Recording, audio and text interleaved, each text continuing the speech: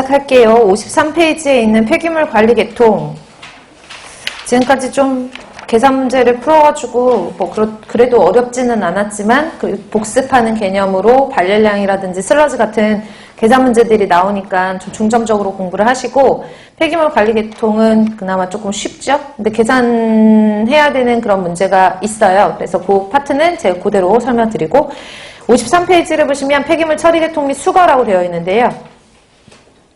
폐기물 처리 계통 거기 밑에 보시면은 어렵지 않으시죠? 폐기물이 배출이 됐대요. 내가 만약에 이거 종이로 막 구겼어. 이 폐기물이야. 그러면은 이 폐기물을 발생을 했으니까 갖다 버려야 되겠죠. 근데 배출을 했어요. 그럼 이거 폐기물을 걷어가야 될 거 아니에요. 수거를 해가고, 수거를 한 상태에서 걸어갈 건 아니니까 운반을 해주고, 수거를 하고 운반을 한 상태에서 중간 처리를 하고 최종 처분을 하는 거죠.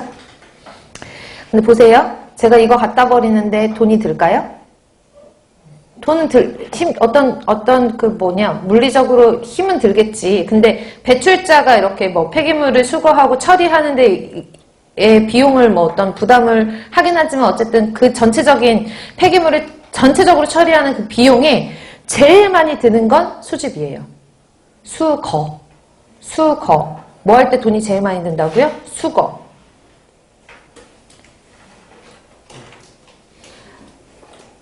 거의 대부분 그렇지 않은 경우도 있지만 요즘에는 아파트 단지에 많이 살잖아요. 그러니까 아파트에 이렇게 대형 컨테이너 같이 이렇게 쓰레기를 버릴 수 있는 그 쓰레기통이 있잖아요. 각자의 집에서 종량제 봉투를 가지고 나와서 거기 대형 컨테이너에 실잖아요. 그러면은 쓰레기 차가 각 아파트 단지마다 돌아다니면서 사람이 내려가지고 그거 쓰레기통에 그 쓰레기 차에다가 그 폐기물 싣고 가는 그 운반 차량에다가 쓰레기통 걸어요. 양쪽으로 그 걸쇠가 있어가지고 걸면 자동으로 그 쓰레기통이 뒤집어지면서 안으로 들어가는 거고, 옛날에는 그냥 쓰레기를 싣고 그냥 가면 끝이었는데 요즘에는 쓰레기 차량 안에 앞롤 차량이라고 해가지고 얘네가 이제 쓰레기를 버려놓으면 이렇게 밀어서 안으로 계속 압축시켜주는 그런 장치가 차량 안에 붙어져 있어요. 그래서 그런 장치를 가지고 운반을 하고 중간 처리를 하고 최종 처리를 하는데 가장 돈이 많이 드는 게 사람이 내려서 인부가 그거를 싣고 이렇게 수거하는 과정에 돈이 제일 많이 들어요. 아셨죠? 얼만큼 많이 드냐 하면 전체 들어가는 비용의 약 70% 정도가 수거에 소요가 돼요. 되게 의외 아니에요? 그쵸? 그래서 그 수거 비용이 얼만큼 줄어드느냐에 따라서 전체 폐기물 처리 비용이 절감된다라고 보셔도 과언이 아니죠. 그래서 1번에 보시면, 그래서 폐기물 수거는 폐기물 관리 전체 비용이 70에서 90%. 이거 시험 문제 출제가 됐었어요. 그래서 운반하는 데 돈이 제일 많이 든다. 왜냐하면 연료비, 앞에다가 막 밑밥을 까는 거죠. 연료비도 그렇고, 그 다음에 인력비도 그렇고, 그래서 운반하는 비용이 가장 많이 든다. 아니고, 수거하는 비용이 가장 많이 들어요. 수거 방식을 보시면은 단독주택 방식은 문전 수거 방식으로 수거를 하고, 공동주택은 컨테이너 수거 방식을 채택한다. 조금 전에 말씀드린 것처럼 공동주택, 아파트 같은 데에는 컨테이너가 있으면 거기에다가 이제 버리는 거잖아요. 그리고 문전 수거라는 건 뭐냐면, 단독주택은 별도로 이제 주택들이 막 이렇게 띄엄띄엄 있으니까 자기 문 앞에다 쓰레기를 놓으면 단독주택이 있는 그 지역이 특성이 다 있겠지만 골목길이 이렇게 되어 있는 경우가 많으니까 골목에 차가 가면서 양쪽으로 사람이 내려가지고 쓰레기를 양쪽에 있는 쓰레기를 이렇게 집어넣고 가는 식이에요. 그러니까 문 앞에다 놓는 방식을 문전수거 방식이라고 얘기를 하고요. 그 다음에 세 번째로 수거 장비는 손수레에서 덤프트럭, 압축, 압착 차량, 압롤 트럭. 요즘에는 압축하고 압착하는 장치가 다 붙어있는 경우가 많아가지고요. 이런 차량들을 이용해서 수거를 한다. 제일 중요한 거는 뭐냐 하면 1번이에요. 수거하는데 비용이 제일 많이 든다. 됐나요?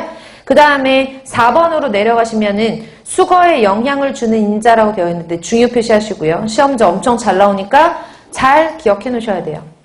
그럼 일단 제가 빨리빨리 거기 앞에 있는 제목만 읽어볼게요. 수거하는데 수거 노선 영향 주고요. 폐기물 발생량 영향 주고요. 지형, 수거 형태, 분리수거 유무, 수거 시간, 수거 용기의 위치, 모양, 수거 인부수, 거리, 기후 등이 다 수거 효율에 영향을 줘요. 근데 이 중에서 누가 제일 가장 중요하냐? 수거하는데.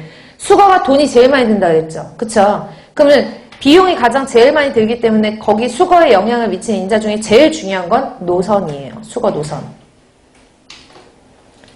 되셨나요? 이 노선을 수거할 때 노선을 어떻게 짜는지에 따라서 이 비용이 증가될 수도 절감될 수도 있어요. 대표적으로 보시면 쓰레기차 다니는 거 보시면 그 쓰레기 잡는 차는요 절대 유턴 안 해요. 유턴 안 하고 가는 그 수거 노선을 짜는 방식이 앞으로 자동차 타고 이렇게 가다가 오른쪽으로 이렇게 돌아요. 시계 방향 쪽으로만 돌아요. 왜 그런지 아세요? 우리나라가 우회전은 허용도로예요. 좌회전은 신호 깜빡이 있지만 우회전 깜빡이 있는 거 보셨어요? 우회전 깜빡이 없죠. 그러니까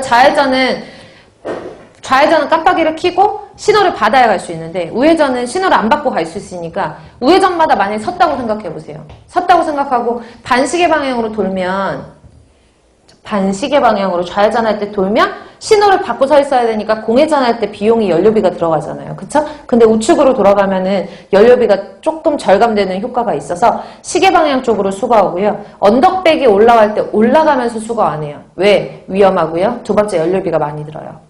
되셨어요? 수거 효율도 떨어지고 그래서 언덕백은 내려가면서 수거를 하죠. 그럼 연료비가 절감되고 위험한 걸 좀 막을 수가 있고 그리고 유턴 절대 안 하고 한 번 갔던 게 다시 안 가요. 이런 수거 노선에 원칙들이 있는데 이 원칙이 가장 중요해요. 그래야지 수거 효율을 높일 수가 있다. 그래서 수거에서 가장 중요한 인자가 누구다? 수거 노선이다 라고 하는 거. 그 다음에 폐기물 발생량도 수거에 영향을 미치겠죠. 인구 밀도가 높을수록 폐기물 발생량이 많으니까. 폐기물 발생량이 이거 뒤에서도 나오겠지만 폐기물이 이 동네가 폐기물이 많이 나온대요. 쓰레기가 엄청 많대. 그러면 여기는 쬐끔쬐끔씩 나오고 그럼 여기 차량이 수거 차량이 이쪽 보고 와야 되는데 그래서 수거 차량이 준비 출발할 때 여기부터 여기까지 돌아야 돼요. 어쨌든 이 동네에 있는 쓰레기를 다 수거를 해갖고 와야 되거든요. 근데 누구부터 가지러 가냐면 제일 많은 곳부터 가야 돼요. 왜냐하면 보세요. 여기 갔어. 얘 싫고 싫었어요. 근데 자리가 쬐끔 남았네? 그래서 이쪽으로 가서 이만큼만 싣고 왔어요. 비효율적이에요. 그럼 왜냐하면 지나서 가야 되니까. 맞죠? 그래서 보통은 갈 때 어떻게 하냐면 폐기물 발생량이 제일 많은 곳부터 가요. 제일 많은 곳으로 가야지 일단 주변 사람들한테 덜 영향을 주고 쬐끔쬐끔 모여있는 건 좀 참을 수 있잖아요. 근데 엄청 산더미처럼 쌓여있으면 더러워서 못 보잖아. 그쵸? 그런 심리적인 의미도 있고 폐기물 발생량이 제일 많은 곳부터 수거하는 걸 원칙으로 해요. 그래서 발생량도 수거에 영향을 미치고요. 지형은 언덕은 어떻게? 내려오면서 수거할수록 효율이 좋고요.